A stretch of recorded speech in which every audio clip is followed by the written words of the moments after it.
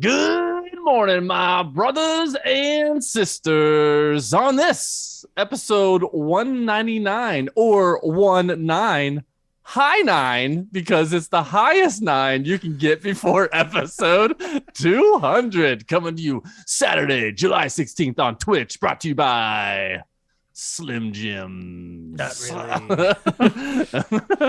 Lucas, And by the way, that's what you sound like. Just to let you know. And oh boy, do we have some reveals for you. Special guests are going to be coming on. We're going to have a whole bunch of reveals. We are excited to share that with you on July 16th. Giveaways too. And giveaways, yes. You definitely want to be there for that. Definitely want to be there. But episode 200 is not in too distant future. But today we're doing episode 199. And if you didn't know, this is the Good Morning Guys podcast. And we are so thankful that you are here joining us on this fine morning, afternoon, evening, or night as we continue to discuss the game of life amidst the other games we love to watch and play. I am one of your hosts tonight, the Darth Judge, Darth Jury, and Darth Executioner of fake news and spoilers, Patrick Novacell. Alongside me, the guy who's got Geppetto on his heart, Dominic Toretto on his brain, and El Corretto in his old estomago, Marc Boucher. Hello there. And alongside him is the volleyballing beast of the East, who can make you laugh like Emperor Palpatine in 3 words or less, Ronnie Johantis. Hello there. And finally, the final member of our GMG quadfecta, who is not here tonight. He is with us as a Force ghost. He is with us in spirit. May he rest in peace. The West Virginia Jedi Near? Yeah, I guess that's right. And the transition Sony PlayStation Plus Premium Pony, Lucas Ham Swisher. He also says hello there. He does. I mean, also, you did say rest in peace. He is still alive, just for everybody. Yeah. Oh, yeah. Okay. All right. Yeah. I guess there should be some clarification. Yeah. He is still. He is not an actual Force ghost yet. Nope. Not yet. But he is MIA today. Now, speaking of MIA, Ronnie, you have been MIA for the past few weeks. It's a record. I have. So why don't we start off with what's new news with you, Ronnie? What's going on, buddy? Well, I've just been on a sabbatical. You've gone off to find yourself? Yeah, really done some soul searching. All right, so all right, where do I even start with this story? Here's what I'm gonna do. So I got an injury. Let me think of how I want to do this. I broke my jaw. Now, I'm gonna give you 3 stories, and I'll let you decide which one is true. All right. That sound like a plan? We're game. Okay. The first one, I fell in the parking lot in my apartment. The second one, I ran into the referee stand at volleyball going for a ball. Mm-hmm. And the third one, I talked back to Elizabeth too much. Ooh, yeah, I don't think it's the third one. You know what? I don't think just it's clubbed the third me. one. You say that. She's got a mean backhand. I don't know. Mouthy. She may have a good cross on her, so who knows? I get really mouthy sometimes. I'm gonna say, yeah. I mean, it sounds like you did it during volleyball. I'm gonna say that. I am going to go with the parking lot story. Okay. It is. This is the worst part of breaking your jaw, and the story that then comes with breaking your jaw is you at least hope that it's a cool story, you know? Like, I don't know, there were ninjas and I was defending Elizabeth's honor and I got, my jaw broke. It's none of that. Wait, that wasn't one of the options, was it? Was it that? No, I didn't want to make one that cool. It would definitely, obviously not be it. No, I did. I fell in a parking lot. Hey! No, that's terrible, but hey! Just a parking lot? Nobody around. Oh, no. Yeah, so basically what happened was, this is, I guess now like 3.5 weeks ago now. Before I even get into the story, I broke basically the very top of my jaw right up by my ear. So I honestly can't think of what this bone is called now. The mandible. Yeah, it's like something like that. I've heard it a bunch, and that's definitely not it. Okay. But basically, I chipped the bone on the very tip of this, so there was a bone fracture just kind of Near your rolling temple? around in there. So what happened was Now I have a question for you. Yes. Does your parking lot have security footage?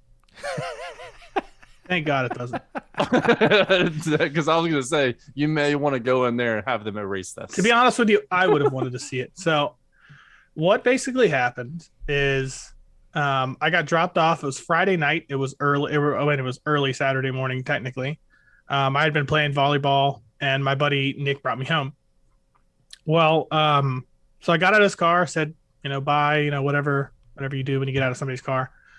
And then I made it about 7 or 8 feet, and that's it. That's all. That's the last thing I remember. Did you trip over something like a cougar or just like flat?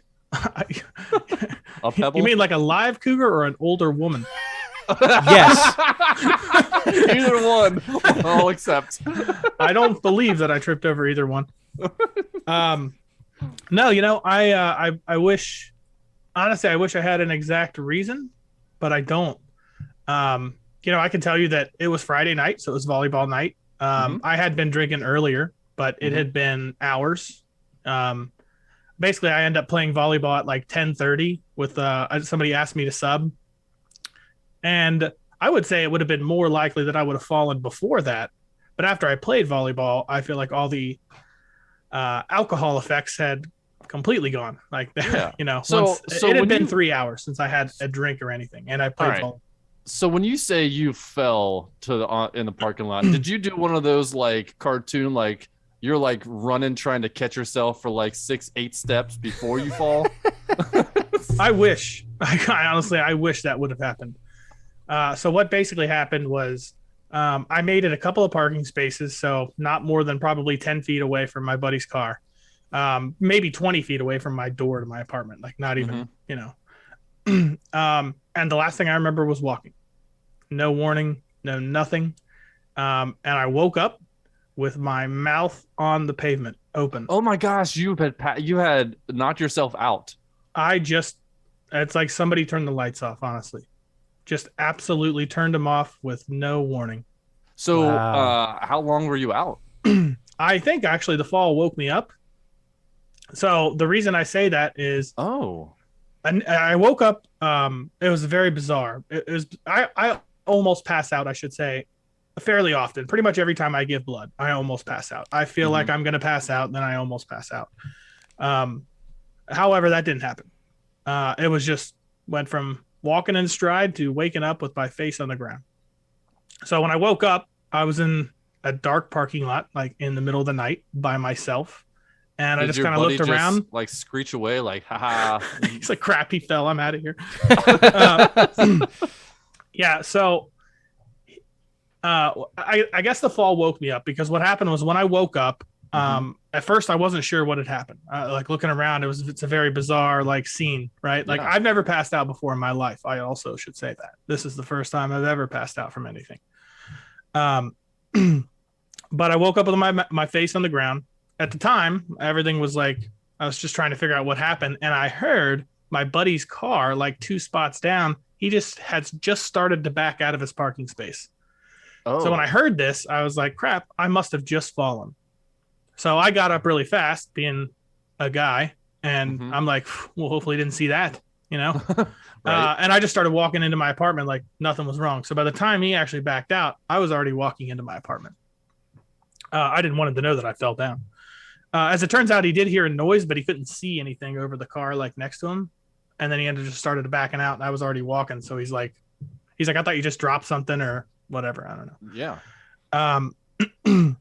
So I got up immediately and just walked into my apartment complex or into my apartment. I didn't know at the time that anything really was wrong. I knew that I just fell on my face, but that's about it. So I stood up and I walked in, and I was in the apartment for a couple of minutes actually. And I apologize if this part gets like a little bit graphic for people that don't like any blood. Like just skip forward like 30 seconds. my face was itching, and I went to like scratch my face, and then I looked at my hand, and I realized my hand was covered in blood. Whoa. So, Oh wow. yeah, I got to the mirror in my bathroom and all this stuff, and keep in mind, like I'm wide awake. I'm not like drowsy because of it. I was like, I can't believe that I just fell. Like in my in my right state of mind, I cannot believe I just fell down. Because I don't fall. I swear I used to brag about it. Like I know I don't go down. Like I have a low center of gravity. Like you're not going to see me fall. But so I finally got to the mirror and I was bleeding from about 5 spots on my face. So underneath my eye, you can see this is just pink. This was a giant scab, like that covered a bunch of my cheek. My nose down here was bleeding. I was bleeding on this side of my nose also. This actually was all connected, one big scab. Um, I had a mark here, and then I had a huge gash on my chin right here, right under there, which I'm pretty sure is the one that actually broke my jaw. That makes sense, hitting right there where I hit here, my jaw broke up here. Oh gosh. I think that's probably the one. But yeah, it wasn't until I got to the apartment that I realized that I was. And even then, I still looked in the mirror and I'm like, oh, what an idiot! Like, what an idiot move I just like made. Now I'm bleeding all over my face. This is ridiculous. It took me a little while. I was like cleaning off my face and stuff to realize that my ear was leaking blood. Ooh. Oh wow. So yeah, it was fairly steady, like coming out of my ear. My first thought was I'm going to try to get all this blood off me. Elizabeth's still sleeping, and I got the bright idea to like try to get it cleaned off. I even jumped in the shower, like just to kind of try and clean myself off and everything a little bit. I had the taste of blacktop in my mouth at the time. Oh, gross. Yeah, it was horrible. They literally just blacktopped like a week before I fell. Like it's fresh, dirty, gross, extra horrible blacktop. Yep. So Yeah, after all that, I like the smell of blacktop, fresh bathtub. I mean, oh man, I hate that It's smell. just one of those things. That like I think it almost makes me sick. Like I feel like I could never do that job, like because of it. No, Well, I especially don't like the taste of blacktop. no, yeah, no taste. I can tell you that it Smells tastes fine. worse than it smells. Yeah, I bet.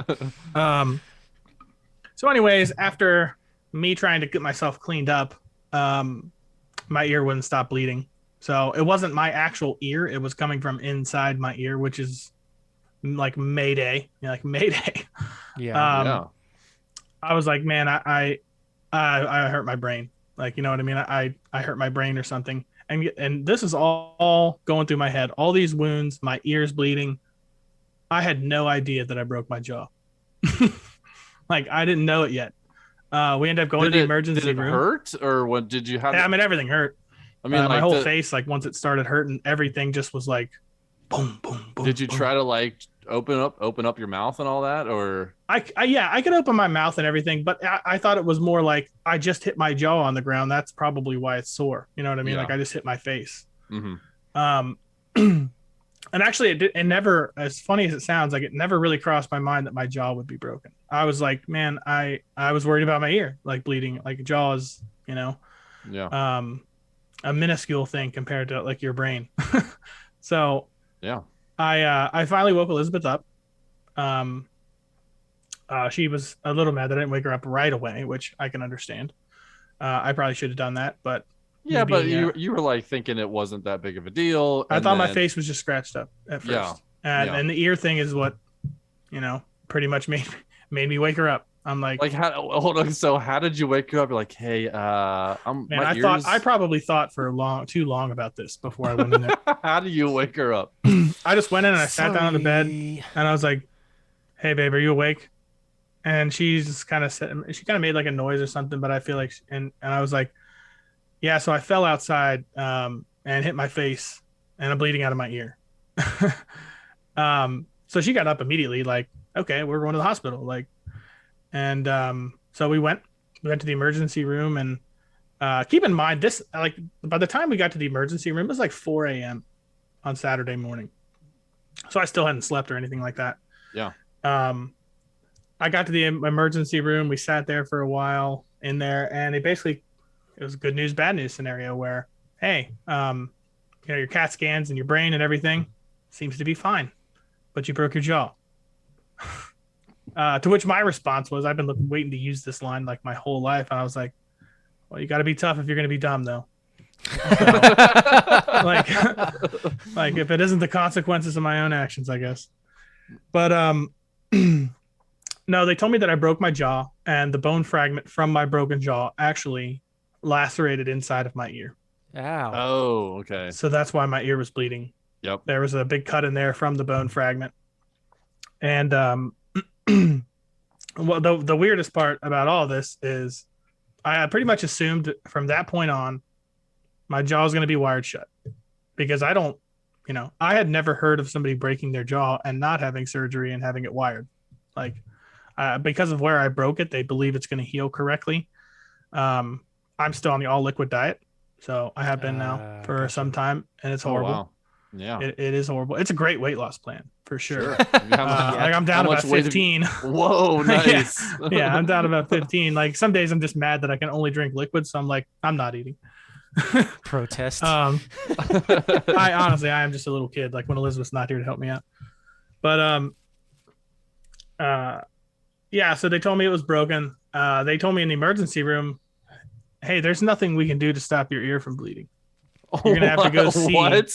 You're gonna have to go see an ENT. You're gonna have to go see an ear, nose, and throat doctor. Well, first they told me I need to go see the people for my jaw or whatever. So I go see them, and they're like, "Well, we can't stop your ear from bleeding either. We're looking at your jaw. You need to see an ear, nose, and throat doctor." I'm thinking like, man, does anybody know? Can anybody just look in this building? Like, how many medical people are here? You're telling me the people in the emergency room cannot help you stop the bleeding? Well, they basically told me that it was caused by the bone fragment, so it wasn't my brain. Right. But because that wound is still like open, there's like they can't like it's bleeding, so they couldn't like stop it up and all the blood like sit in. You know what I mean? Yeah. So they basically told me to keep a cotton ball in, and then I went to see the jaw people, and they're like, you need to go see the ENT for your ear. So my ear bled for like 3.5 days. It was the worst possible thing. And after about 3.5 days, then it just stopped bleeding because everything dried up, and it was like I was underwater for another few days. Oh gosh. Until I was able, like a couple days later, then to go to the ENT. They did a little vacuum like in my ear, and even after I left there, I couldn't hear anything. It was just like, it was worse than water. I've had water in my ears, and I hate any type of liquid or anything in my ear. Like I will clean my ears out like multiple times a day because I hate anything. And so it ended up opening up once it healed. I actually just had my follow-up visit for my ear, and it was everything was looking good. So I'm basically cleared from that. There is still like a wound, like technically in my ear, that is like freshly healed. So, I can't go like jamming a Q-tip in or something like that. Like, just good idea, probably not to do that. Exactly. Yep. I had a follow-up for my jaw. They said everything was okay here. I have an appointment, I think on the 5th, maybe, of this coming month, where they'll run x-rays and everything again and let me know. I'm not technically out of the clear. At first they told me I wouldn't need surgery, but if it doesn't heal right, there's really no other, there's no other way to do it. So can you hear now? Yeah, my ear's completely open now. Okay. Yeah, I like my ear. I don't even notice my ear at all anymore. Good. I've actually had some jaw pain like the last couple of days, but outside of that, I think I stopped taking like the actual pain medicine they gave me like 3 days maybe after it happened. It just wasn't bad enough to where I wanted to take something for it, Yeah. Mm-hmm. It was a really crazy thing though. A couple of bizarre things, I guess, that you really don't think about. It's funny, after I found out that my jaw was broken, that's when I started realizing all the things that were weird about my jaw. Like my left side of my teeth didn't touch each other when I closed my mouth. Oh. So that was a bizarre thing, right? Actually, by the time I was getting to the emergency room that night, I noticed my jaw starting to hurt really bad. But of course, I thought it was just because of course it hurts. I fell on it. Yeah, I think the adrenaline Yeah. was wearing off a little bit, and that's when it started to hurt a little bit more. For sure. And then once they found out my jaw was broken, they gave me some medicine where I didn't feel a thing. So, so that was an early Saturday morning. Went home, scheduled all the appointments that I needed to schedule and everything. I pretty much thought, at the time, for 6 weeks at least, I'm going to be wired shut and my life is over for those 6 weeks. It's almost a hard thing to fathom, like not being able to talk to people. Yeah.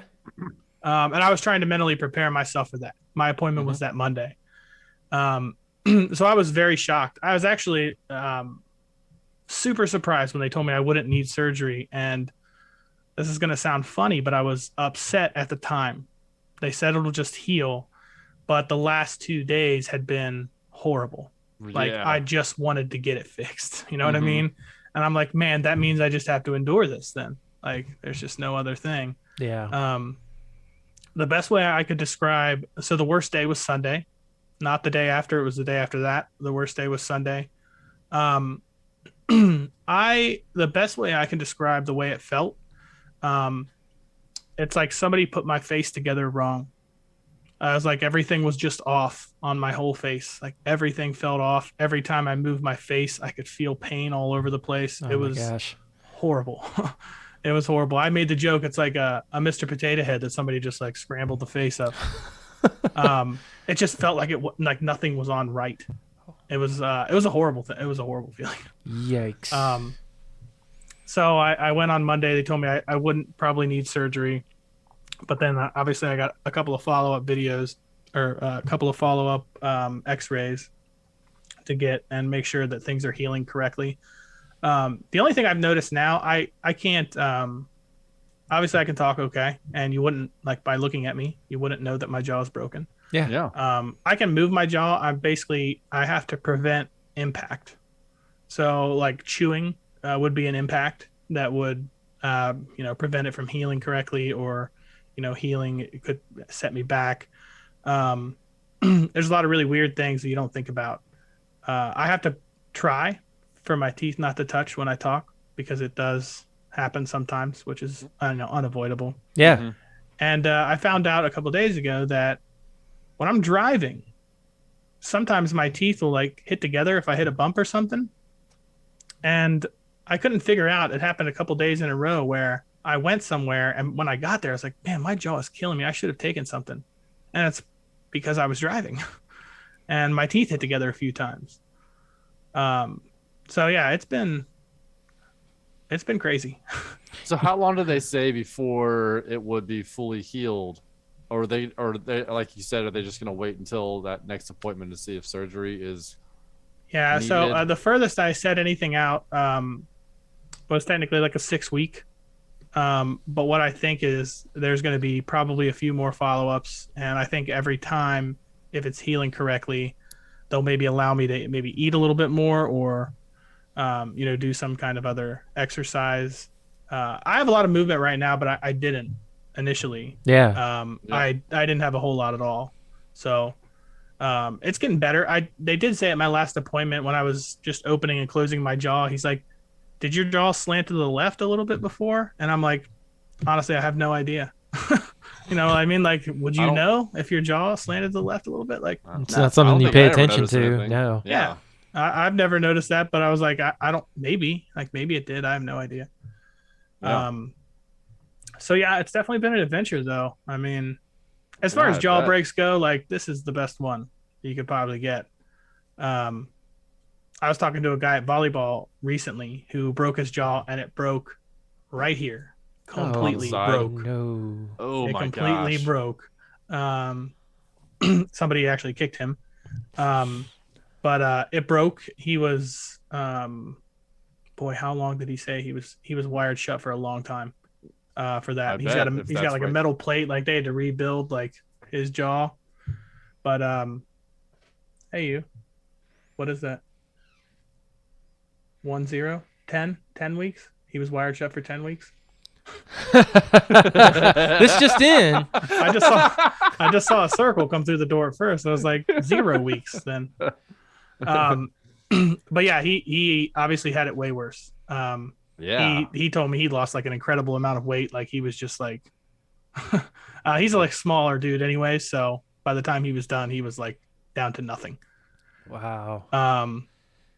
So yeah, I mean, I'm very lucky, that this is all that it was. Honestly, I joke now that it's like, my brain and my teeth are fine. Those are the priorities on my face or on my head is my brain and my teeth. And so yeah, I mean, I really lucked out. And you Truth didn't be chip told, any though, teeth or anything? I didn't chip any teeth. That's good. Yeah, I mean, it's considering how my face looked. I mean, it was really bad. Mm-hmm. For the for the first couple, I think the first week, after about the first week, I was like, okay, I'll go out in public again, because it's like I just look like I got roughed up a little bit. But the first week was like, no, not a chance. I'm going out looking like this. Yeah. But yeah, I don't truthfully know what the cause was. So that is a scary thing, Yeah. I have a follow-up appointment scheduled with my doctor, and like I said, they ran the CAT scans and everything. Now that I look back on like the night and what it could have been, I think a big one was it probably like dehydration or something like that. I think dehydration played a really large part in it. Yeah. Because I know that when I go to volleyball, we got up there at, I don't know, maybe 7. I played once and then hung out, drank socially for a couple of hours, and then I ended up playing again at 10:30, which is I didn't drink again after that. And this happened at maybe 2:30 a.m. So I mean, it had been a considerable amount of time since I had like consumed any alcohol. Was it a hot night that night? Yeah, it was a hot night. And looking back, honestly, I can't think of a single other thing that I took a drink of. Yeah. So it could be that. I don't know if you guys have ever gotten up and like just a change like in your blood pressure, and like that can, that may have played a part in it as well. Yeah. So yeah, it has been it's been something. I mean, that's a trip. It's a trip is a good word for it. Wow. But yeah, it was like truthfully, like I can laugh about it now because I really am okay. I mean, that's good. It sucks that my jaw is broken.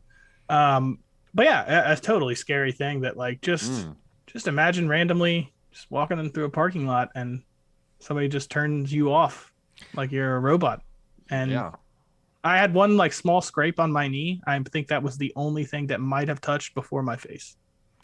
Well, I'm just glad like you were able to get up and get into your apartment, because that's like you're like in a parking lot at night by yourself, no one's around, and you're like just laying on the ground.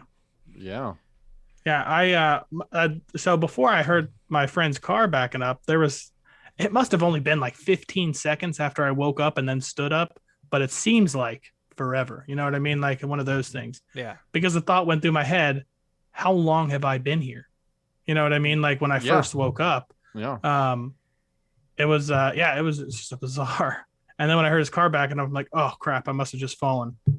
And I was embarrassed. Like, so of course I just got up and like walked in, Right. So yeah, it was one of those unexpected things. You really just never know what the next day holds, Yeah. Yeah. Well, I'm glad you're feeling better.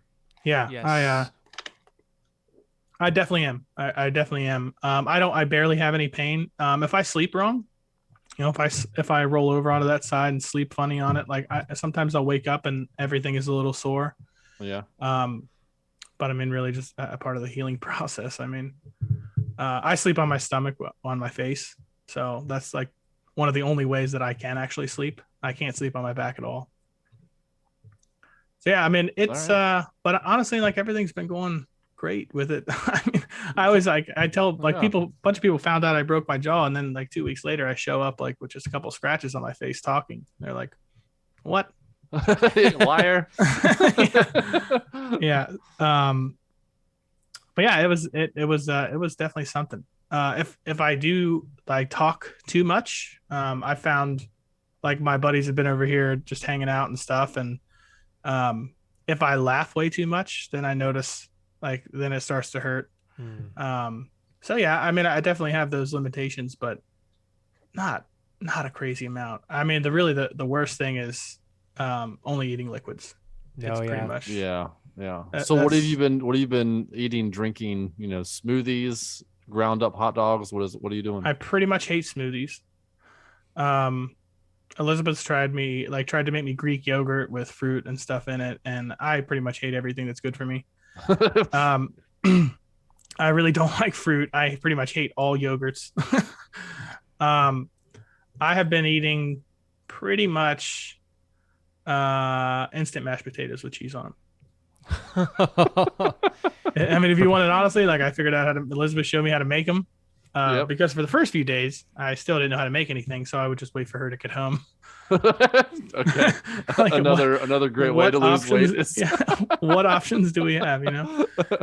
And she's made like all kinds of stuff. Like, she's basically ground up like full meals with like peas and like beef and stuff like that into like almost like a drinkable thing, which surprisingly tastes like way better. It's like a full meal. It's just all ground down into like one cup. Yeah. So interesting. All right. It's not. I mean, it sucks. Like, don't get me wrong. Like, it's like no. I just want like it's not ideal. I swear, like as soon as it happened, like the next day, I'm like, man, I wish I really would have gotten like Gold Star though before this happened. Like immediately you start thinking about all the things you can't have. So that'd be cool. That'll probably be my first meal back, or like a nice steak or something. Like there you go. I just can't bite into anything, so I can't eat any sandwiches or anything. Wow.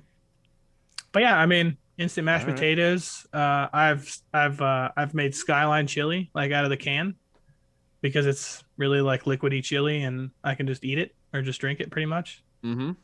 But there's not a lot of good options at all. That's for sure. Soup's for every now and then, not every day. And I went out to a brewery with some of my family, and the only thing they had was tomato soup. Tomato soup, and I got tomato soup, and I'm sitting there with all of my family, and they're all just tearing into these really awesome looking wings with all the different sauces. Like, they don't care. They don't care that I broke my jaw. They're like, well, that's your fault. Yeah, I'll tell you what though, it's soup during the summer does not sound appetizing ever. Nope. Like soup is usually like the winter and fall kind of meal, but in the summer you're like, you know what will help me get away from this heat is a hot bowl of soup. Yeah. Yeah, it was I mean, that part's awful. Like, I've had a little bit of chili today. Like, I just when you can only eat a few different things that you really don't want to eat, you just don't. You know what I mean? Like, you just don't. You just don't eat. Yeah. And like, it'll make me feel sick if I eat something that I don't want to eat. So even though my body might need it, like, I'm not about to throw up with a broken jaw. I haven't, fortunately, I have not run into that. So that'd be rough. I'm an aggressive throw upper. So aggressive throw upper. You know that's going on the intro next week. I'm an aggressive throw upper, man. I can't help but like yell every time I'm about to puke. I don't know. Yeah. But yeah, I mean, it did change. It did change a few things. Obviously I had to be more careful. Like, we're just getting older. We're just getting older, and we just can't go through the same things we used to do and put our bodies through those things. And I just have to be more aware of that going forward.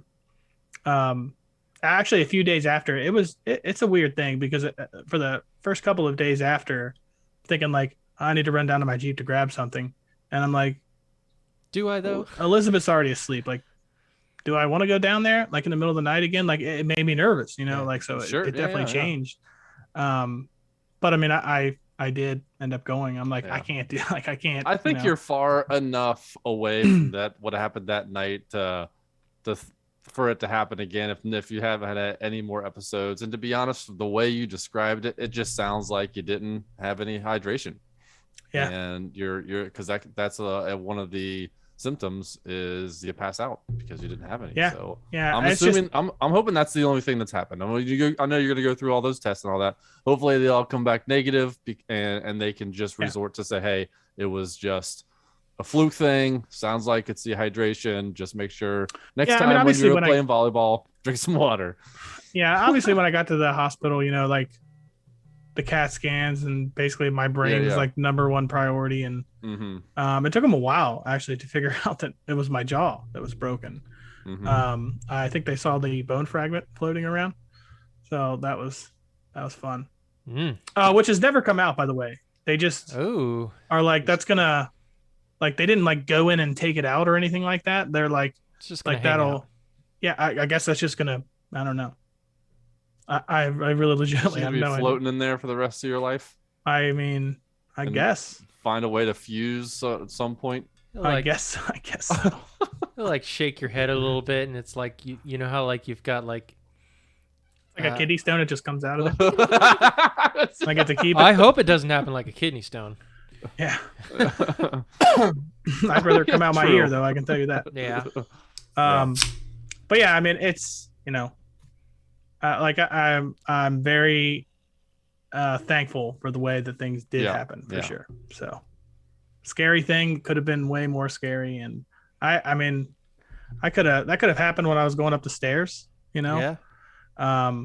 Just could have happened in a worse place, you know. It was just at least it was a flat parking lot. I really wish I had taken the grass that day, because sometimes I get out and I'll go around the front because our apartment's like just on the other side of the car. So nope, I took the pavement that day. Well, I would have just hit the grass. No one gets up and starts walking thinking I'm probably gonna pass out today. Yeah, so. I mean, it was like the best way to describe it is somebody just turned off the lights. Wow, they just went off, and that's it. Goodness. So yeah, that's been my last 3.5 weeks. Obviously, I'm not able to play volleyball or do anything. That's a good idea. I know, even though I feel like I could. Elizabeth's like, don't even.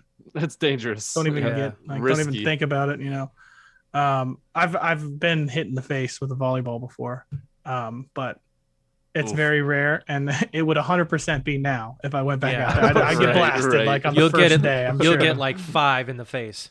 Yeah, so I'm gonna listen. I'm gonna do what I never do. I'm gonna listen to doctors, and I'm just gonna go through the whole process of the day I'm gonna go through, and then it'll heal. There you go.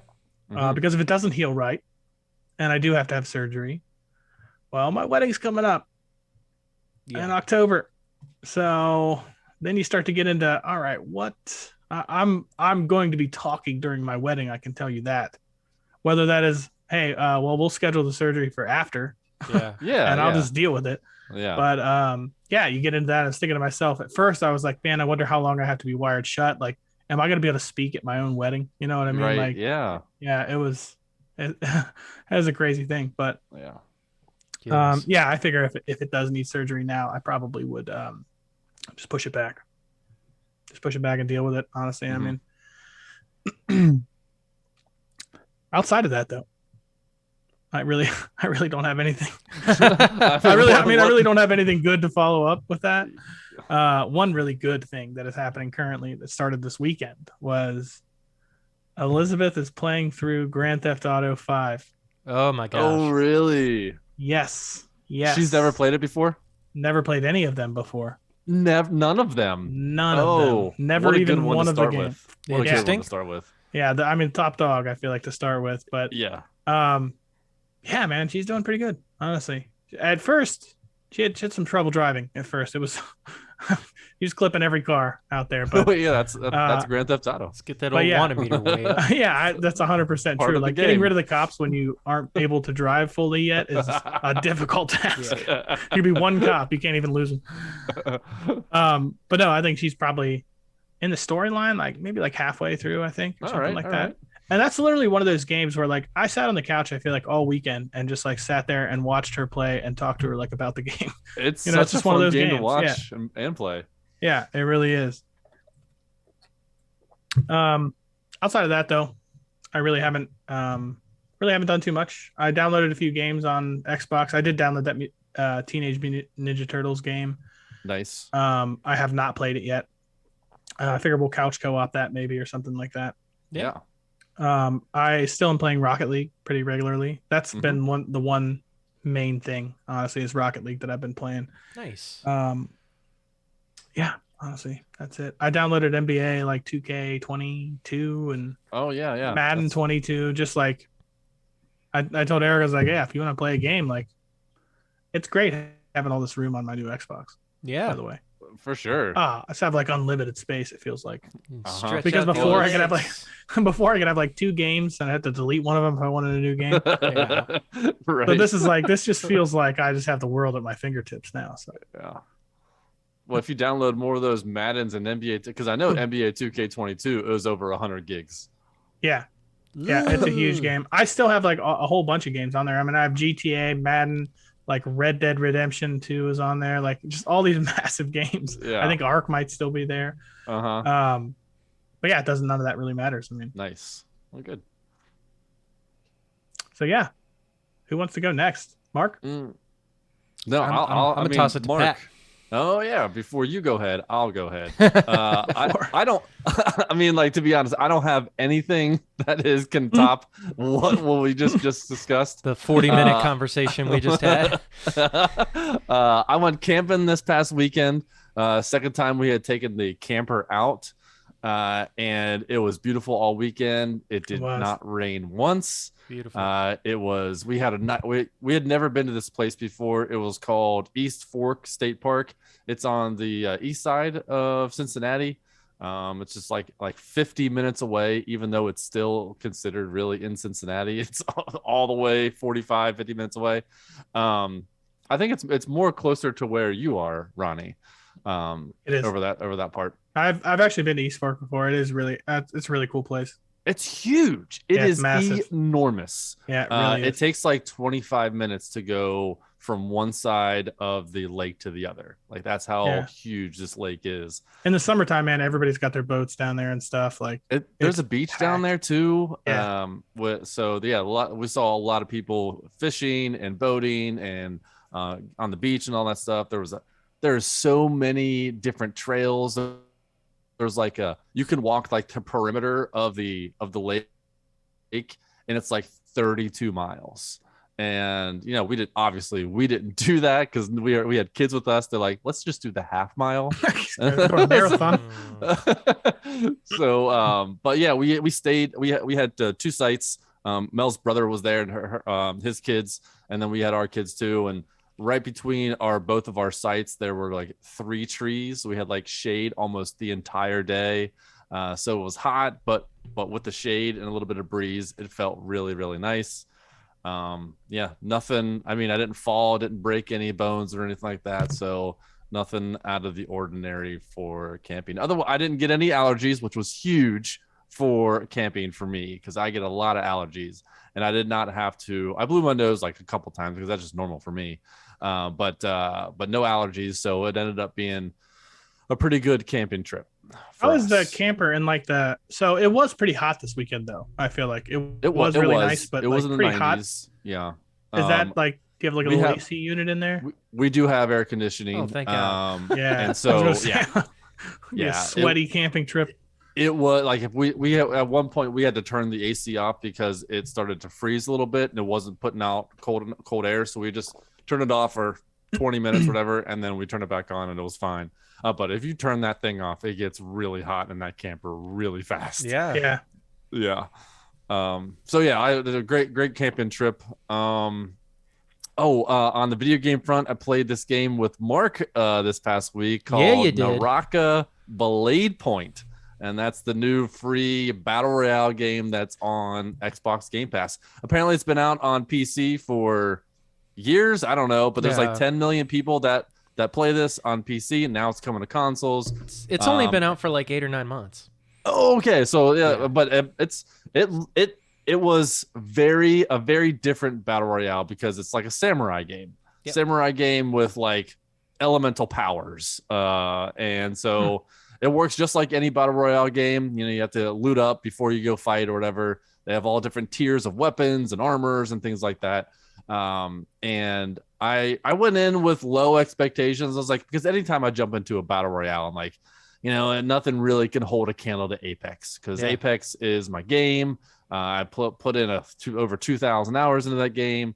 I'm going to be playing the game right after we record tonight. So it's just like I play that game a lot. And I was like, well, I'll try this out. I'm going to play with Marc. It's going to be good because he's my battle royale buddy for years now. So we jumped in, and I immediately was like, this game's difficult because it's not like a shooter, because you're like you have swords and blades and like spears. It's not none of it. I think you have guns in there, but it's not really what the game is supposed to be for, and the guns aren't as, I don't know, as useful as a normal battle royale shooter. They're a lot more situational than your melee weapons, for sure. Yeah. So we played for a couple hours. We didn't get any wins, but even without the wins, I think we may have gotten one top 5 the entire night. Yeah.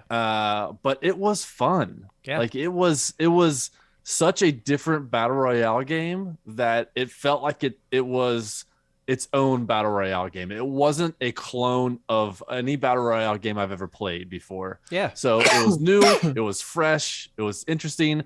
It's not for everybody because it is just hack and slash. And once you get into a fight, it is bonkers. Yeah. When there's like 4 or 5 people just fighting each other with swords and blades, and it gets kind of hectic. Yeah. I found out like halfway through the night that you can lock on to a character that you're facing, but sometimes when there's like 5 people and you're like, I want to lock on to this person, when you hit lock on, it locks on to another person, and that person's like fully geared and hasn't even been touched yet. I'm like, I want to get this guy, I want to knock him down. But yeah, there was a few games that we had where we had over 5 kills each, and so it was fun. We found out later in the evening that we were also in PC lobbies, so that could have been another reason why we were not doing so well, because we were playing against players that have been playing the game for 9 months. Yeah. But nonetheless, I had a great time with playing with Marc, and I'm looking forward to jumping back into that game. Yep. Outside of that, WWE 2K22, I got one more trophy until I got the platinum on that. Ooh, super close. Yeah, and I don't know what I don't like getting platinums on games before I'm done with it. Okay. Like I feel like once I get the platinum, it's gonna be like, oh no, I just that little mental thing where I don't need to play this game anymore. So I'm gonna hold off on that platinum. It's very specific. I have to play in like quick play, and I have to beat Roman Reigns on legendary difficulty. And I've won several matches on legendary difficulty, because you had to do it in another mode. So I know how to win legendary difficulty matches. So I'm gonna leave that to last, because I'm currently in universe mode. I'm creating my Raw franchises. I'm SmackDown, my NXT, AEW. I'm doing all that stuff. I'm downloading all these community creations for all the real wrestlers, and it's really neat. Like the community creations for this game. I know I've said before, it's like you can have crazy, like you can have Hulk, you can have like they have.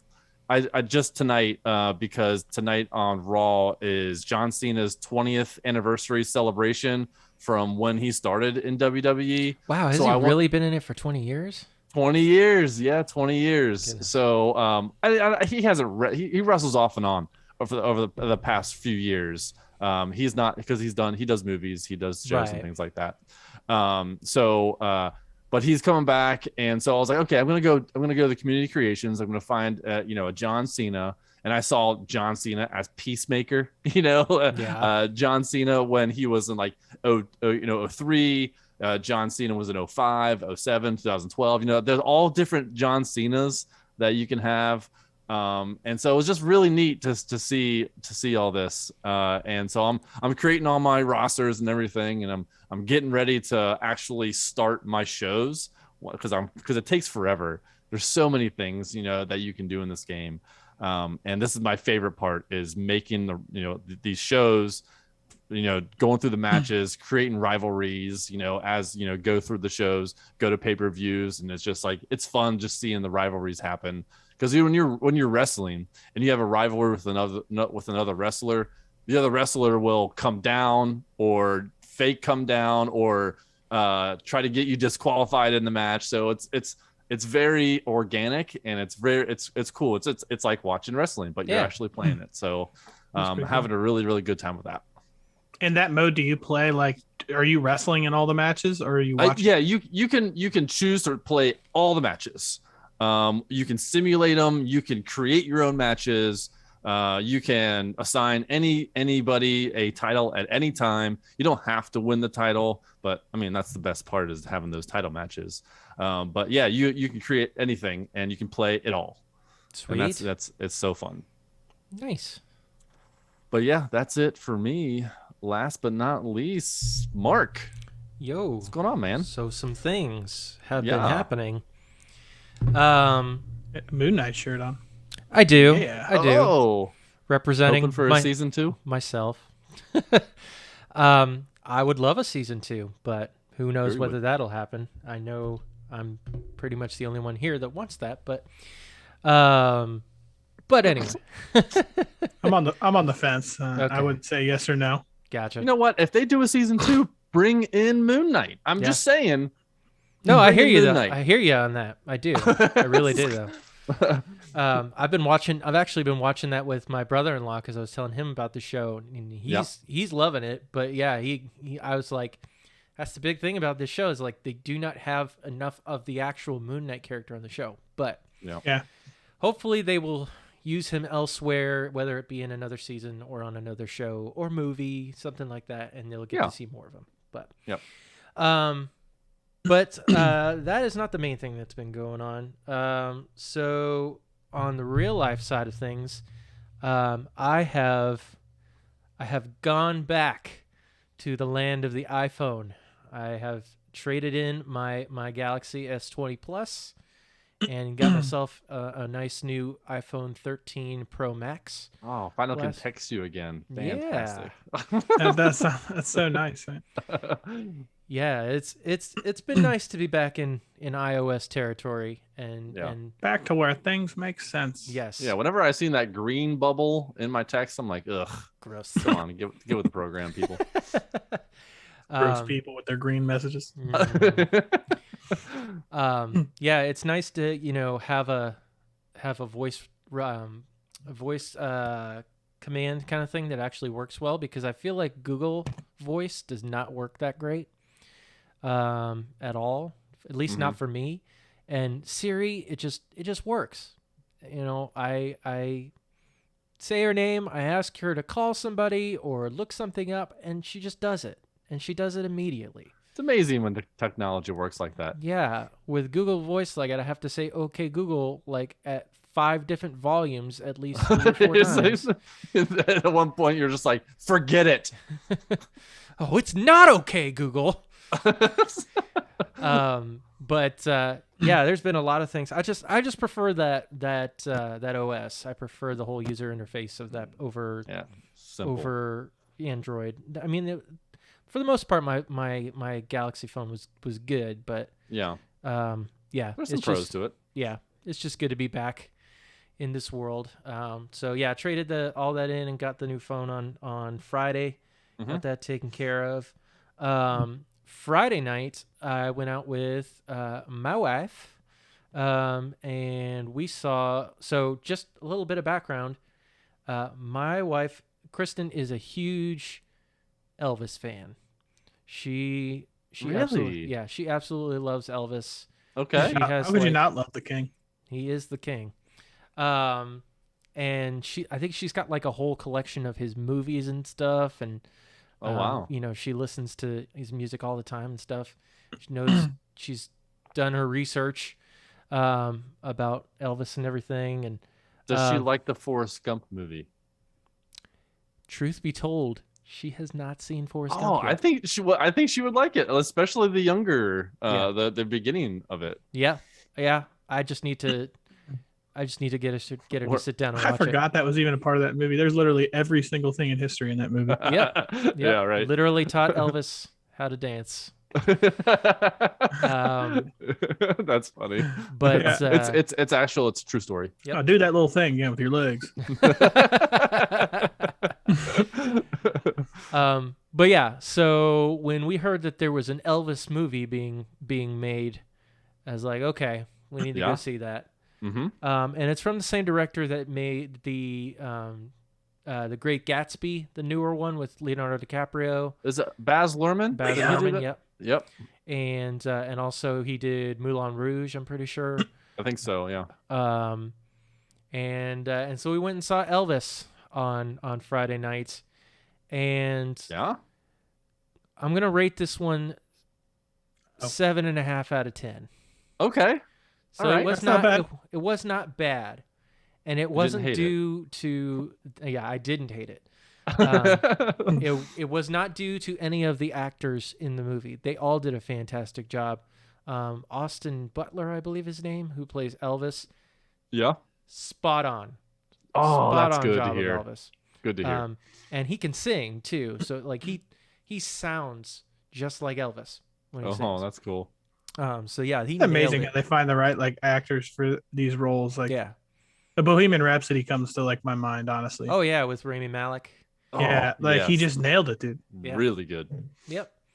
But and then Tom Hanks is in the movie too. He plays Elvis's manager, very controlling, abusive manager. His name is Colonel Tom Parker.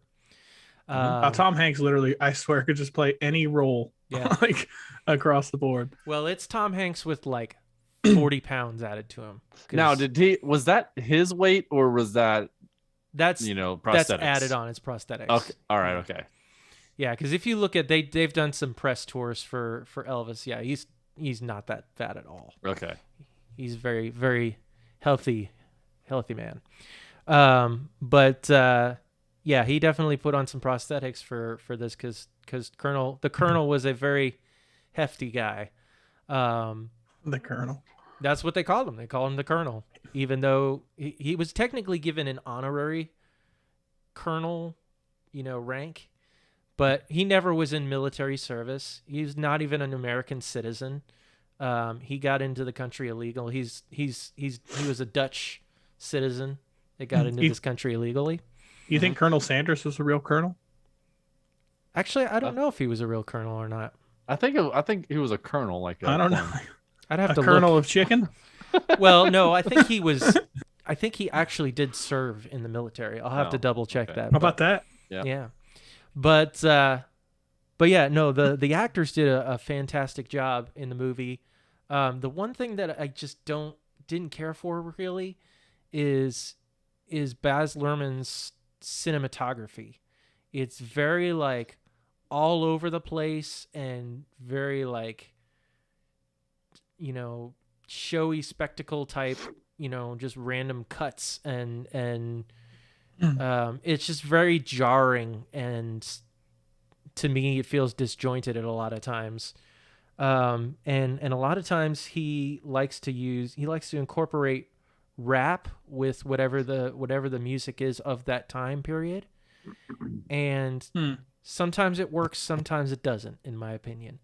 And I feel like in Elvis it didn't really fit. And so, but he attempted to do that. But that was basically like for the first 15-20 minutes of the movie. It's just really like the way that it's shot and the way that it's edited is just weird. But otherwise, it's a great movie. It's a great story of Elvis and all the crap that he went through, with this very abusive manager who just used Elvis for, settling gambling debts basically and making money off of him. Like, it's unprecedented that the Colonel made 50% of whatever Elvis made. 50%. That's insane. Yeah. That is unheard of. Okay, this just in. Colonel Sanders served in the military in 1906. He never actually reached the colonel status. He was honorably discharged from the military, and 30 years later, he was given the honorary colonel title by then Kentucky Governor Ruby LaFoon. Pants O'Houlihan. Of course that guy was the mayor of Kentucky. Yeah. Yeah. So he was in the military, but he never had colonel, but got the honorable mention of Also, colonel. quick question based just on the Elvis topic. Have you guys ever seen 3,000 Miles to Graceland I haven't. with Kevin Costner and Kurt Russell? No. Oh no, I've not seen that. So, first of all, the action in that movie is awesome. And Kevin Costner is a bad guy, which is rare. He's an Yeah. awesome bad guy. Interesting. Mark, this is a rated R movie for sure. Oh, what's it rated R for? For everything. Okay. Well, there you go. I wanted to go and get that out there too. You're not gonna like it. Okay. You're not gonna like it. 10-4 on that. So yeah, it's just there's some rough scenes in that movie too. So Gotcha. it is cool though. Yeah. But yeah, we enjoyed it. We had a great time with it. Of course, just to touch on, we did play Naraka Bladepoint on Thursday again. I actually started playing solo before Pat hopped on, and I was actually able to get a win solo. Oh yeah, congrats, man. Thank you. But I don't know how you did that, but that is a feat. I feel like I just wonder if most of that lobby was bots for like the first two levels. I wonder. A lot of maybe. it's circumstantial. Yeah, I feel like though. I mean, you could be good, but Yeah. like the right set of circumstances in a battle royal, I feel like have to happen. Or Well, the done. interesting thing about Naraka Bladepoint is it's very much based on almost like a rock paper scissors kind of play, because like you have light and heavy attacks, you have horizontal and vertical attacks, and depending on which one you use and which one the other player uses, it could cause a clash, or whatever the stronger attack, it's going to override whatever the other person used for the attack. So it's very much like a rock paper scissors. Now there's defensive things like you can parry and stuff like that, but I really didn't use much parrying. I still don't have that down. Yeah. But I enjoy it. I think it's a breath of fresh air in the battle royale genre. It's nice to do something other than shooting, to have that close up combat. It's interesting that you can basically level up your character in and out of the game. There's things called soul jades that you can pick up in the game that are basically spec buffs, that can help you. Like if you want all attack, like you wanted to really buff up your attack, you can just equip a bunch of those. If you want like range defense, you can equip a couple of those, and there's like all kinds of stuff. And you can also, out of the game, if you accumulate enough of the in-game currency, you're able to level up your character even more. So, and plus some of the weapons that you can get in the game have, like Pat was saying, they have elemental abilities which help your attack even more. And I was watching some of the skins that they have on the game for like the weapons and the characters, and like they're pretty sweet. Yeah, pretty cool. Unfortunately, I only got to play the one time this weekend, but I definitely want to hop back into Naraka. I think my buddy Watson is going to be playing some Naraka this week, so we may be playing that with him on stream. But I will definitely be jumping into this again, and I really hope that this game catches on. It isn't dethroning Apex by any means for me. It's probably, I like, Apex and then Fortnite and then probably this. Probably. Yeah. But I had a fantastic time with it. And then the cons of my gaming life. Unfortunately, tragedy has struck again, and I have rage quit another Zelda game. Oh no! Yeah. Is that Majora's Mask? Yes. Yeah. I was wondering. I think you gave that like the old college try times 2. So here's the rough part. Like, I'm on the second to last dungeon in this game. Dang. Yeah. But man, like, You can tell with Ocarina of Time that the controls are rough, and I don't understand how they got worse with the newer game. But yeah, it's atrocious. Like there's so many things. Like you have to like there's a mirror shield that you have in the game where you basically reflect light off your shield, and you have to point it at like other mirrors to charge up light energy and use that to unlock doors and stuff like that.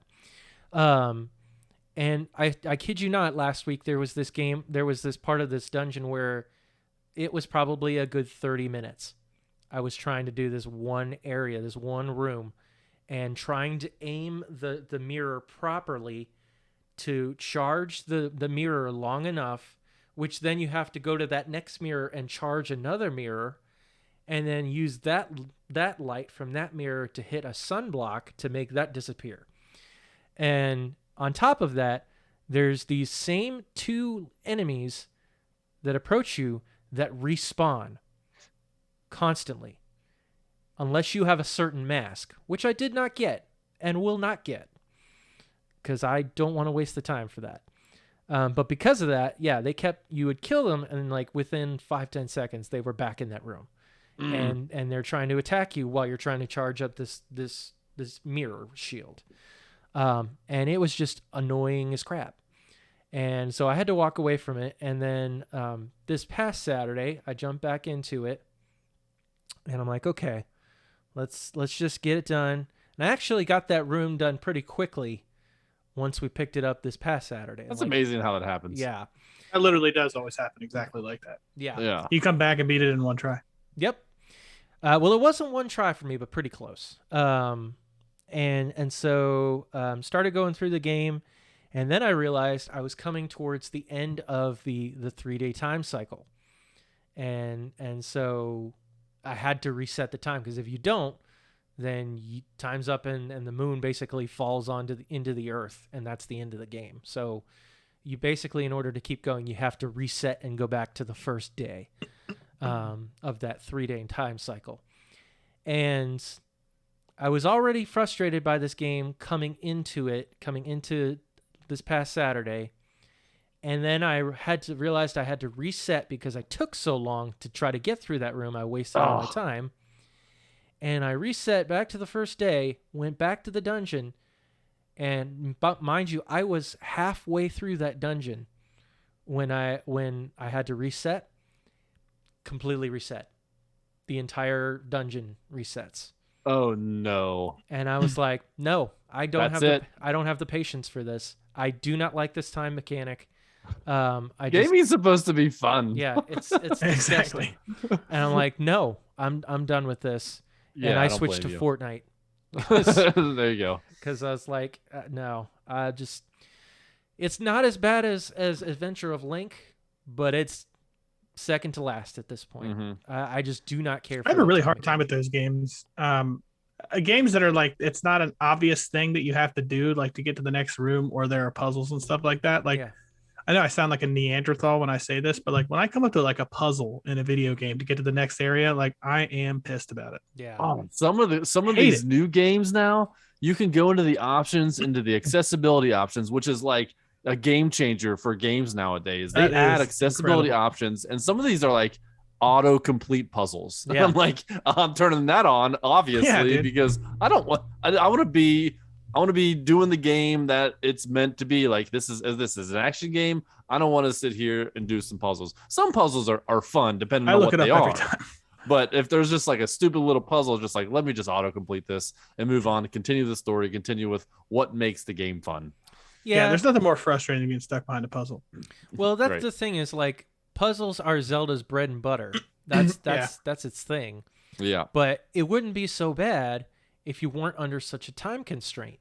Right. And plus, you can only do certain things on certain days at certain times of the day, and you have to slow down time or speed up time. I'm like, no, this is crap. Yeah, man, I just want to go in a video game without having to worry about it. Like, I'll figure it out. This is getting into, and when you reset it, you lose a bunch of your items, and it's getting into like roguelite territory. This is like a roguelite, which is not your kind of game. It is not my thing. Yeah. So I quit, and we're playing the Wind Waker, which is a game that I know I like because I have actually beaten it. Oh, is that the one with the cell shade to it? Oh, that's a beautiful game. Yes, and we'll be playing the HD version, which they've made a lot of improvements from the original. So that's a game I know I had a lot of fun with, and so I'm happy to be moving on. Cool. I feel bad because it was second to last dungeon, but just wasn't worth it. So happiness is more important. Yep. Absolutely. But I did try. I did my best. And then finally, Summer Games Done Quick 2022 is in full swing, which I'm super excited about. Been watching that. Pretty much had the Twitch stream on the whole day. Whenever I'm coming downstairs, I have it on. I've gotten to catch a couple of pretty sweet runs. Ronnie, they're doing a couple of Elden Ring runs for, I think it's going to be part of their finale. They're doing a couple different Elden Ring runs, so that'll be cool. I think they're doing a Celeste run. I think they're doing a short run of Elden Rings, like 30 days. Yeah. Well, this is like 40 minutes is the estimate. I know. Honestly, I have heard that they do those like in under an hour. First of all, I can't even fathom how you could even run to where you need to go to end the game in 40 minutes. Yeah. It's interesting to watch these guys break the game and exploit things and learn the mechanics in order to get things to go faster. But so I'm super excited that that's back. And if you're into that thing, like watching people finish games quickly and doing it for a good cause, for charity, go check out twitch.tv/gamesdonequick. They'll be going all week. There you go. But that is it for me. But, just like the end of my update, all good things must come to an end. Kind of like Kenobi did this past week. Spoilers. Yeah, and that's what we're going to be talking about. If you didn't know. So that's what we're going to be talking about. Obi-Wan Kenobi episode 6. That's right, joiners. We're going to be talking about the finale, the grand spanking finale of Obi-Wan Kenobi. Mm-hmm. The 6th episode. When last we left off, Kenobi and Leia and all those other people on the path, that whole group of people, they had escaped Vader's clutches, and they were in this ship, and then Obi-Wan gets this tremor in the Force and realizes that number one, Reva is still alive, and number two, she knows about Luke. And so we basically start off almost from there. They actually start off back on Tatooine, where every single scene of all Star Wars is. Yeah. I think we need to be done with Tatooine for a while. I think we've milked that quite a bit. And Ronnie, you're muted. Yep. Oh, that's better. Did I send you guys the meme of like the guy sitting in the chair? He's like exhausted, like hunched over, and it says Tatooine after carrying Star Wars for 45 years. Right. Yeah. No, that's true. Yeah. So Reva is alive, and she is pursuing Luke because she wants to kill him, basically as a means of justice. If she can't kill Vader, then she's gonna kill his son that he doesn't know about. But I felt like they didn't maybe they didn't explain what she was trying to do with Luke at first. Because at first I was like, well, she just wants to find him and like ask some questions because she's not fully on the dark side anymore. Yeah. But then she's like after him. And it's like, I really didn't know why, if that was like a revenge thing, I guess, or whatever. Yeah, I think it was just purely revenge. It's like, if I can't kill Vader, then I'm going to kill his kid. And I don't know if she would just tell Vader, hey, guess what? You had a son, and hey, guess what? He's dead. I killed him. I don't know how that would have worked, but at that point, that it was would her. not have worked because we've seen that Luke grows up. Well, fine yeah, and I dandy. know. I know. We know that, but like, had she succeeded, like what was the point of that? Like, she would have known he was dead. What was she gonna tell Vader that he was number one a thing, number two dead? I guess she might have assumed that Vader did know, though. Like, she didn't know that he didn't know, I guess. That's Oh, no, possible. it did say that in the hologram message, didn't it? Yeah, Like he something doesn't about know him finding up to this out. point. Yeah. Yep. But yeah, so she goes after Luke. Owen and Beru get wind of it through one of the residents in the town. And what did you guys think of Owen and Beru here? Like, I had no idea they had this in them. That's pretty awesome. They had all types of like little contraptions and traps and all these things that just like hidden inside their little hut. I was like, oh, they were preparing for this moment. Yep. It did feel though like kind of like when Owen went back and he was talking to her and telling her about all everything that's going on. It did feel like it was like, hey, it's finally here. You know what I mean? Like they had talked about this already. Like they did seem like they were like super ready. Yep. I mean, as ready as you can be, like to battle a Jedi. I mean, right? Yeah. Well, it makes me hope that when they met their unfortunate demise in Episode 4, like in A New Hope, that they maybe put up a fight before they were burned alive. Spoilers. Yeah. For a 40-year-old movie. Spoiled that in the 70s.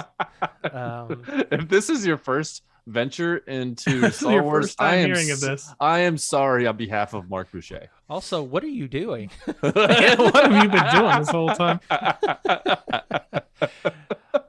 It's a phenomenon. Get on board. Yep. But yeah, it's starting to become like the Marvel Cinematic Universe, where it's like, oh my gosh, there are so many side stories now. Go look up the Wikipedia for it. Yeah, be Lucas. Look up the Wikipedia. Yep. But yeah, major props to Owen and Beru for stepping up and getting ready to.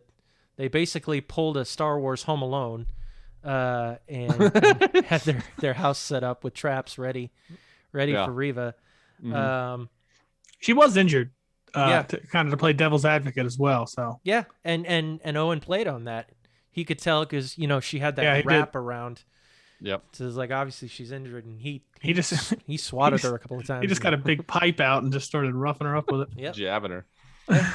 Got to use your advantages when you can. Yep. But then of course he gets knocked off the bridge. But yeah. So meanwhile, on the ship that's heading away from the Empire, from Vader and everything, they supposedly their hyperdrive is out, and the best chance that this group has to stop them from being chased is essentially that Obi-Wan needs to go face Vader. Yeah, alone. And everyone's like, no, don't leave us. You're the only one that can defend us. He's like, but I gotta go. And also, Kumail, can you watch after Leia? This is like the fourth time he's after that. He's like, I know I'm a fake Jedi and I like to steal things, but that's the best I got. I give you my word. He's like, that's good enough for me. And I was like, do you know this guy? Like, this guy. Yeah, you pumped you would be though if Obi-Wan Kenobi said that to you. You'd be like, yes, this is enough. Yeah. And then later on, like Leia, she's upset that he's gonna leave, and then Kumail talks to her. And then he's walking out, and he's like, I talked to her. You're welcome. You're welcome. But in his defense, she did make it back, and she made it back alive. So yeah, she did. Yeah. So there you go. Not before he gave her a holster. Yes. And she's like, it's empty. He's like, you're 10. Why would I give you a blaster? You're 10. And dangerous. It's like, that's a risk I'm willing to take. I knew your father. You're not getting a gun. Yeah, that's a big no way. Yeah. It's a nice droid holder for you, for Lola. Yeah. Lola. But yeah, so Obi-Wan decides he needs to leave the ship and go off to this uninhabited moon, I suppose. And then that's when we get the battle. Oh, yeah. The battle we've been waiting for all season. We have been waiting our entire lives for this again. Yes. Yes, the showdown of showdowns. So cool, dude. Yeah. And just from the get-go. The environment they fight in, it's like foggy, and their lightsabers is like you can see it through like the fog. Man, it was so cool. Yeah, absolutely. Yeah, perfect way to show those lightsabers in a dark, because I don't. It just has that much better artistic feel and visual to it when it's dark. Yeah, and it's awesome. So I don't know if you guys, I don't know if we've ever talked about this on the show, but I actually saw like a video where somebody was like breaking this down. Mm-hmm. So if you take like the first 3 movies that were made back in the day, right? Mm-hmm. And you take a look at like the lightsaber battles in those movies. Of course, they're not awesome because of when they were made and the abilities they had at the time. Yeah. But then you go over to like Yoda fighting the Emperor, like in the chamber room. Like that is a ridiculous thing, right? Like when they fought like Count Dooku, like all of these these lightsaber battles are ridiculous. Like the General Grievous ones, all of these. And you get to the newer movies and everybody just kind of looks like they just are trying to figure out how to use a lightsaber. Yeah. You know what I mean? Like, I mean, even Kylo Ren, like, he doesn't look like, it looks like a lot of those other guys would tear him apart in a battle. So I was really hoping with this one that it was going to be kind of a fast pace. And actually, like, it really wasn't a fast pace, but I felt like it was one of the best ones. Like there's never been like more emotion than when these two fight each other. You know what I mean? Like, so they brought all that in as well, and it just made it, I think, incredible, honestly. Yeah. The way they were using their forces, the force with the lightsaber battle, was just awesome. I'm trying to get to the end of the fight, but like earlier in the fight, Darth Vader like throws a bunch of boulders on top of Obi-Wan, and he just walks away, and he's just like, that part didn't make any sense to me. So explain to me why Darth Vader would just throw those boulders on there and then assume he's dead, because Darth Vader would have been able to feel that he's still alive down there. Why did he just walk away? So I have a theory on this. Okay. Now they're even. Yeah. If you think about it. He left Anakin. He didn't finish him off. Not to mention, he drops him, like he makes the ground fall apart underneath him, and they have that shot where Vader has the high ground. Oh, that was awesome. I loved that part. I thought he was going to say, I have the high ground. Don't do it. I have the high ground, I think sucker. that Kenobi never like really finished him off when he clearly had invested him in battle. And I don't know. Maybe the Jedi are just horrible finishers. Yeah. Well, I understood. Maybe that's it.